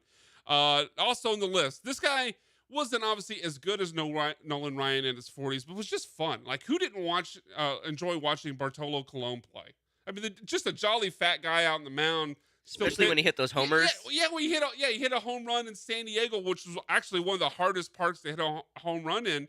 And he hit one, and just the joy that you saw, on the field with the announcers of calling that home run when he hit a home run. I think he's already in his 40s when he hit that home run. But Yeah, and Bartolo Colon was a joy to watch. And I would say that he really came into his own once he became an old guy. Yeah, kind of. Yeah. That's when he kind of became beloved. Was when Right. he was an old guy. He was a steroid guy actually before that. Yeah, that's a good call. Next one on the list, my favorite old guys in sports, Frank Gore. Played for damn near every team in the a good one. league. I mean, good one. we forget this guy tore his ACL in college. I believe, actually, he might have tore both ACLs in college, but he definitely tore both ACLs. He was hit with like the injury bug or like the injury prone label early in his career with the 49ers. And then he played for every team in the league until he was, I don't know what age he was, but he was way older than the average running back when he finally hung up the cleats and stopped playing so long that he only missed his son coming in the league by, I think, a year or two. Because his son is now a drafted just rookie. got drafted, yeah. Yeah, I believe Frank Gore's last season in the league was 2022. I don't remember exactly, but he didn't miss his son joining the league by very much. Next one on my Mount Rushmore plus one of old guys in sports, George Foreman. I mean, he won the heavyweight championship of the world when he was in his 40s. And the whole time he's selling I was gonna say. he's selling you grills. He's knocking people out. I mean, George Foreman, obviously Houston legend, Houston icon. Yeah. So much of an icon. He names every son of his George down the line of his family lineage. George Foreman, definitely a great old guy in sports. And number 5, this one here is for sports entertainment. Sean over there, The Undertaker.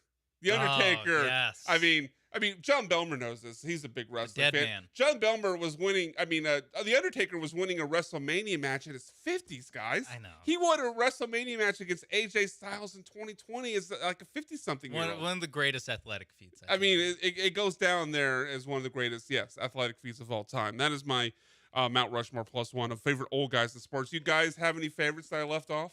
Mutombo. I thought we were going to get to Kimbe Mutombo. Yeah, the finger wag. That Especially would when be he good. was on the Rocket. He was old That's on the good. Rockets. Does Yeah. Boban count? How old is he? I don't think he's that. Boban- I He would, just looks older.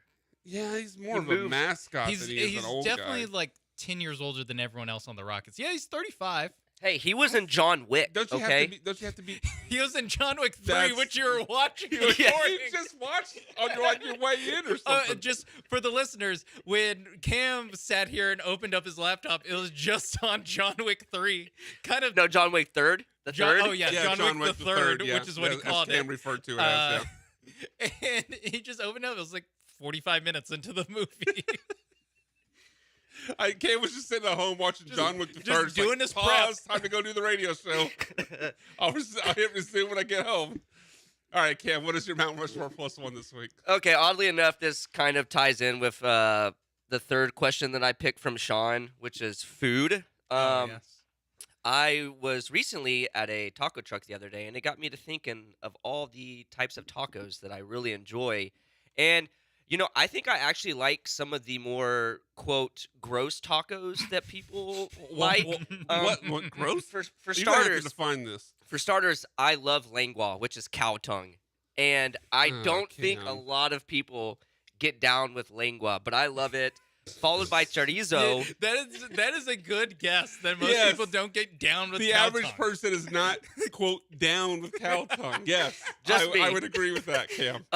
Chorizo, I love I had a chorizo breakfast taco this morning. See, nice. I love chorizo. Yeah. But the thing is the tortilla has to be very specific for me. So, like, for lengua, I'm only going to get it on flour, not corn. Chorizo, I'm only going to get it on flour, not corn. I had it on flour. This is one that I think nobody likes, nopales, which is Oh, cactus. It's cactus. Yeah. Yeah. Oh, it's nasty. I had to eat cactus as a bet once that I lost, and it was the nastiest thing I've ever. Man, you're into that? And Cam? I was gonna say, these are ones you like. These. Yeah, I'm telling So you, if you're I will going- also get down on a bean and nopales taco. Like, I Oh. will. I don't know Damn. why cow tongue. I was just like, yep, sure. The cactus is especially. Cam's offensive going to into me. a taqueria and is like, of all the things I could order, give me cow tongue and cactus. Cam, there's other Yep. options. Do you Well, pair them? Do you pair these together? Yeah, I what mean, goes I well have. with a nice Napoli But taco? I never have to worry about them not having what I want Yeah, because because no one else is ordering it and taking it out of exactly. stock. It's great. Oh man, I'd rather have a meatloaf taco. I'm gonna join up with Johnny Belmer. I'm out of here. Yeah. How dare you, sir? This is a more popular one, barbacoa. Yeah, I barbacoa's love elite. barbacoa. I like that. This one's for the people. Yeah. This is one's for the norms. Yeah. And then my name, Camarones. I love shrimp, so I'm gonna get a shrimp one. But that's the one that I will eat on corn. I will eat shrimp on corn. So, yeah. Okay. All Y'all right. made fun of my meatloaf. Yeah. The No. last- I take back everything I said to John Belmer about his. The last Oh, two never are mind, so Naples. much more. The last two just like nothing. I'm like barbacoa. Like he had chorizo and barbacoa. Elite. Great. I eat Great. those all the time. shrimp even. I'm Shrimp, like, great. Why? Why cow tongue and cactus, Cam? It's good, man. I don't know what to say. All right.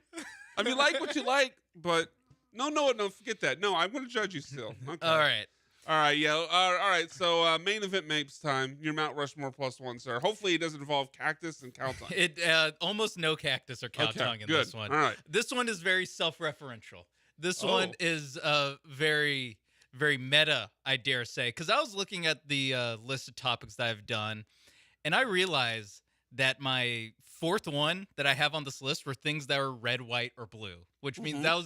that was the Yeah. 4th of July one. Right. So counting back, I think this is the 1-year anniversary of Oh, Mount is Rushmore it? +1. Okay. Yes, at least by the rough math I was able to do on my. Yeah, you're On right. my We iPhone definitely notes. started in the summer because we started as a summer bit. And I still remember my first one, and it definitely wasn't our 4th of July one. There was a few weeks before that, so I think you're And right. luckily, I just have it on OneNote that I just add to every time. So I have all the Mount Rushmore +1s that I did. So in honor of the first anniversary, I'm doing the Mount Rushmore +1s of the first year of Mount Rushmore +1s that I've done. Okay, I'm going to stand up like Nick Casario plotting a draft pick here. That is, is a good one. This I is a like good it. one. Okay. All right. So got to start where it all started. Mount Rushmore +1 of national parks and monuments. I remember. Statue of Liberty, the Alamo, Mount Rushmore, I felt so bad for RJ that day. Lincoln Monument, Oh, and the Shaq statue outside of CryptoArena.com. Yes, everyone refers to it as crypto. Yes. I'll just give the 5 very fast as I Sure. go through these. I did the Mount Rushmore +1 of Taco Bell menu items. Quesarito, and I in parentheses at the time I put RIP because I think it was getting taken away, and that was the reason for the season. Crunchwrap Supreme, Doritos Locos Tacos, not gross at all. As for the cow tongue, Doesn't contain any cow tongue. I Yes. just stick with the regular beef. Mountain Dew Baja Blast, and then the steak chili verde fries burrito. I also had the Mount Rushmore +1 of cereal mascots.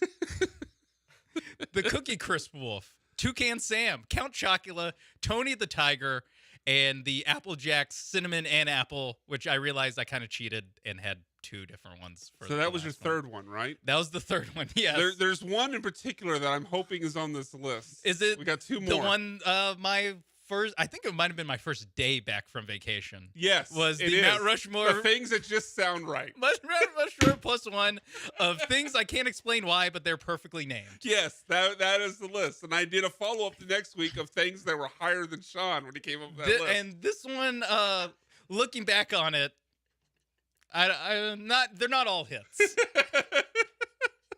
But this one was the one that made me feel most shame, and also probably the one I laughed the hardest.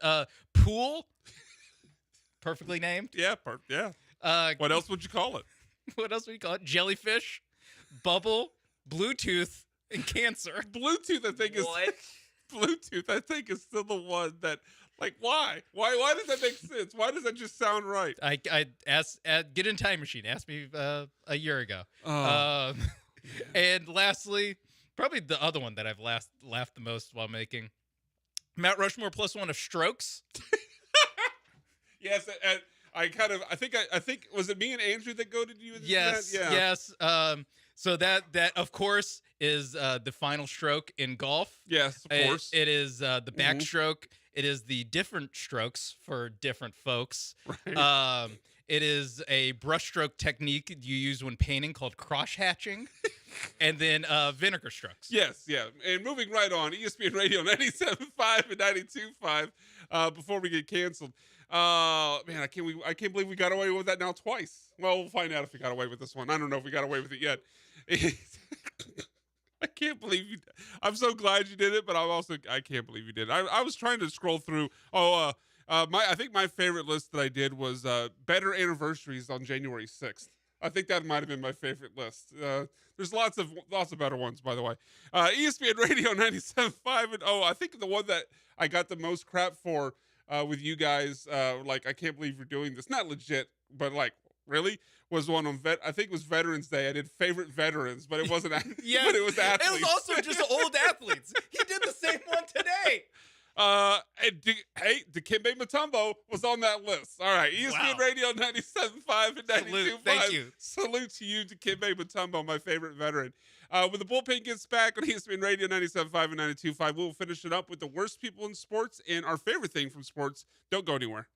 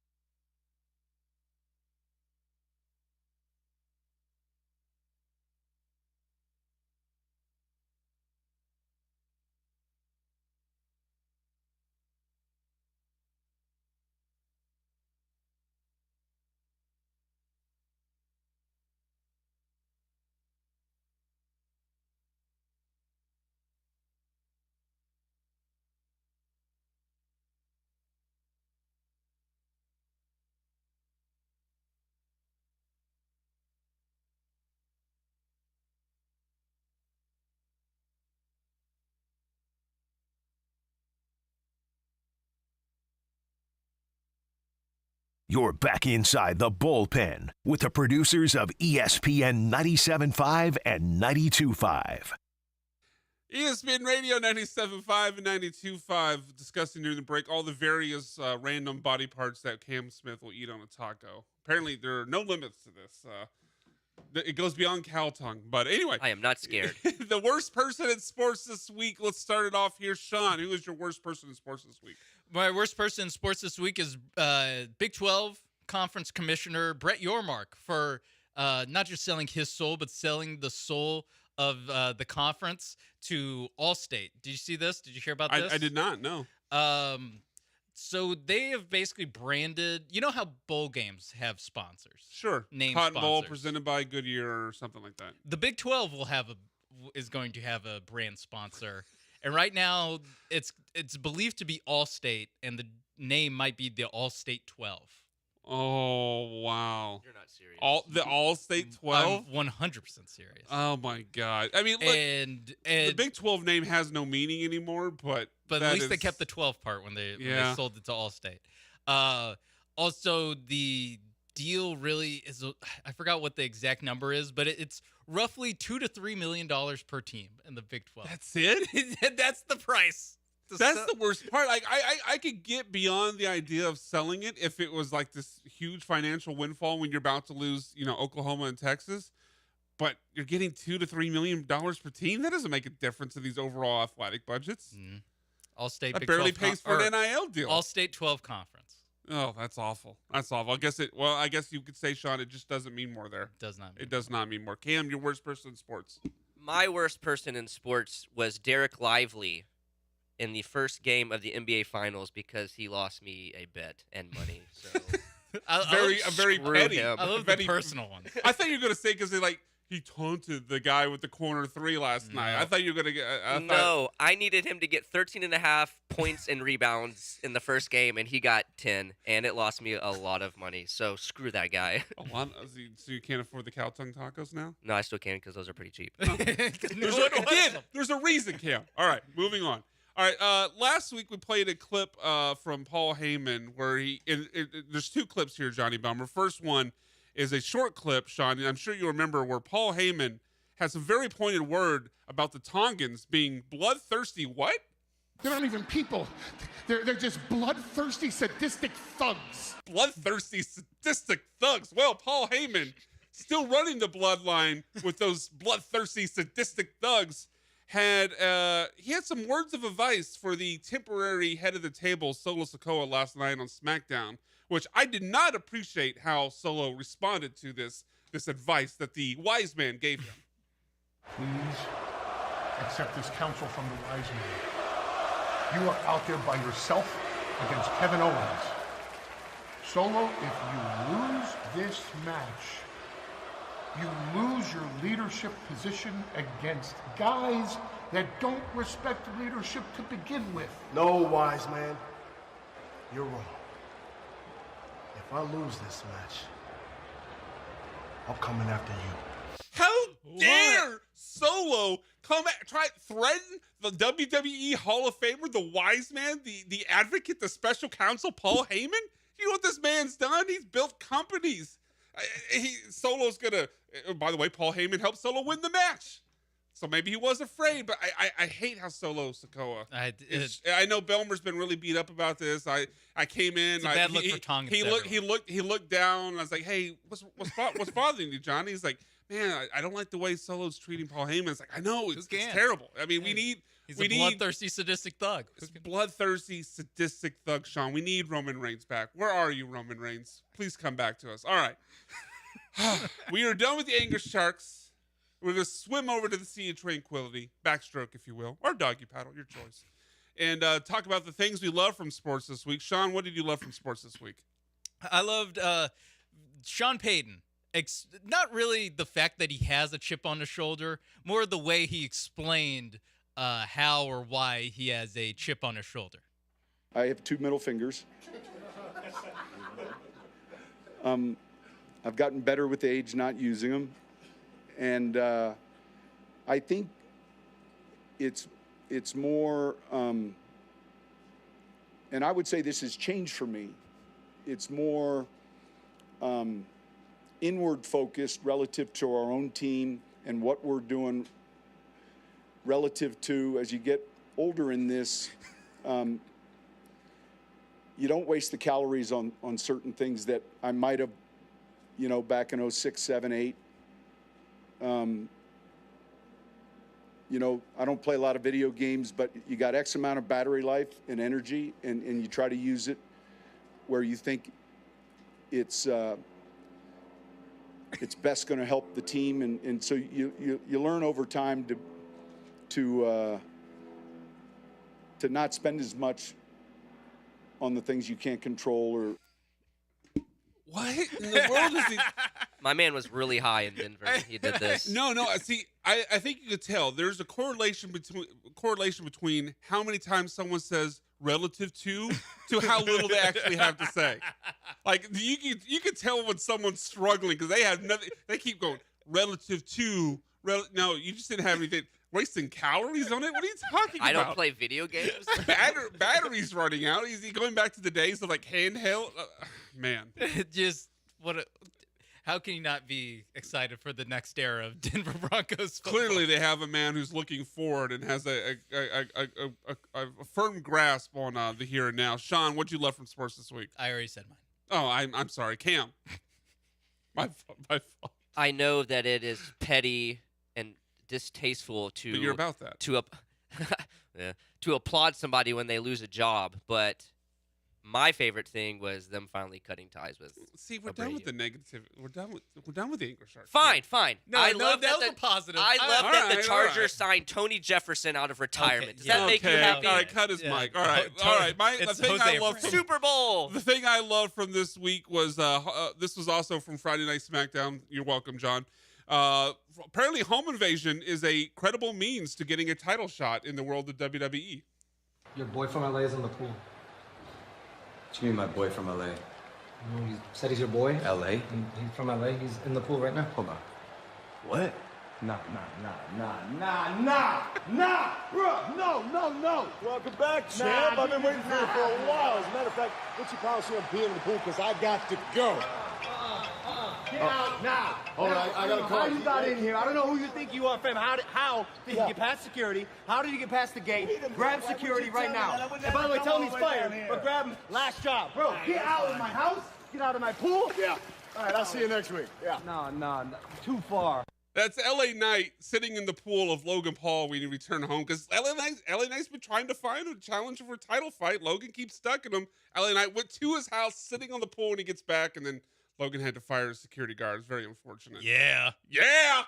Let me talk to you, Sean.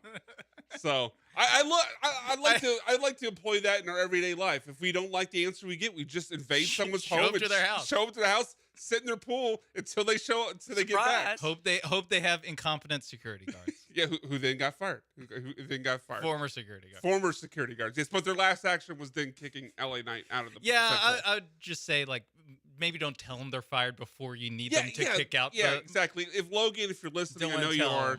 Although the Clash of the Castle is going on as we speak, so he's probably not listening. But a little word of advice: next time, let the security guard perform the action first, then fire him. That's just kind of a pro tip from the bullpen. You're welcome. All right, that'll do it for the bullpen this week. ESPN Radio 97.5 and 92.5. We'll be back on the air next week, noon to 2. As always, have a good weekend, Houston. See you next time.